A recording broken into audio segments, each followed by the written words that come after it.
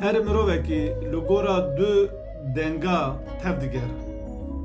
Yan meru guhê xwe dide dengê wîcdana xwe, yan jî meru guhê xwe dide dengê kurepis û weswese û dengê şeytan. İnsanê ku guhê xwe bide kurepisa şeytan û weswesê şeytan li gora dengê şeytan tev digere, şeytan li wî sar biye, gemkirî deva û zîndayî ser piştê dê sar biye, nahêle ji kontrola wî derkeve. İnsanê were kîndar e. Buğz û edawet û neyartî pê re heye, rikber e. Text û bextê wan tune ye.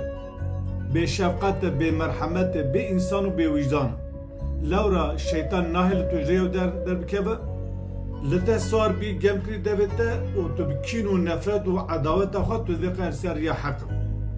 Lê gava tu guhê xwe bide dengê wîcdana xwe, tu yê bi edalet be, tu yê bi mirovperwer be, tu yê bi şefqet be, bi merhemet be, ji bo xatirê pevçûnekî, ji bo xatirê dilmayînekî, ji bo xatirê tiştekî piçûk, tu hevalê xwe nafroşî, terka hevalê xwe nakir, dostê xwe nakir, birê te, eqrebayê te, mirovê te, tu li wan dibihîrî li kêmasî qusûrê wan mêze nakir. Lewra dengê wîcdana te bi te dide qebûlkirin, tu tiştekî ji mirovatî mestir tuneyî.